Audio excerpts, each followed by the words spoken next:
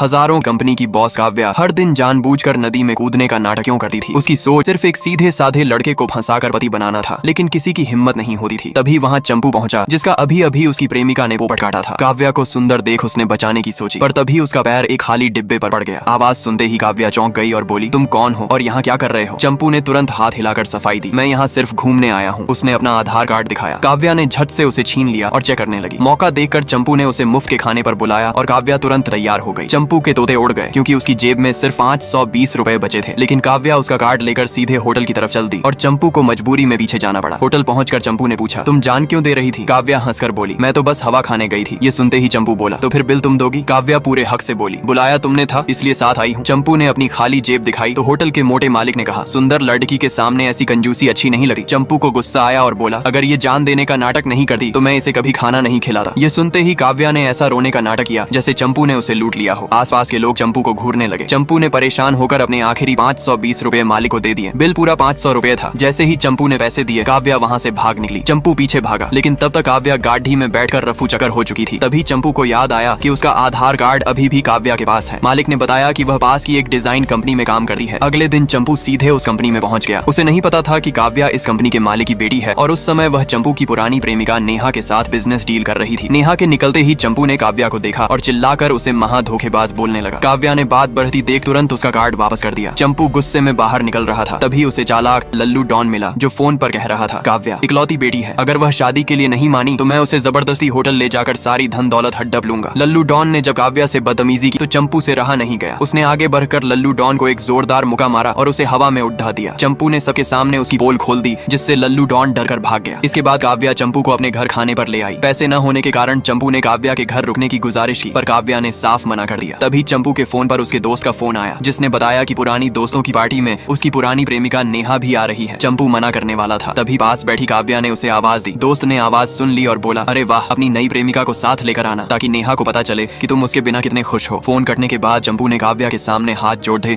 कि वह एक दिन के लिए उसकी नाटक वाली प्रेमिका बन जाए, और काव्या मान गई। अगले दिन जब चंपू काव्या को लेकर पार्टी में पहुंचा तो नीचे ही उन्हें नेहा मिल गई। नेहा को देखते ही काव्या पहचान गई कि यह तो वही लड़की है जो उसकी कंपनी में आई थी। काव्या ने हंसकर पूछा, क्या ये बड़ी कंपनी की मालिक ही तुम्हारी पुरानी प्रेमिका है? अब आगे क्या चंपू की पोल खुल जाएगी या काव्या नेहा के सामने चंपू की इज्जत बचाएगी? इसका अगला पार्ट देखने के लिए अभी सब्सक्राइब और फॉलो जरूर कर लें।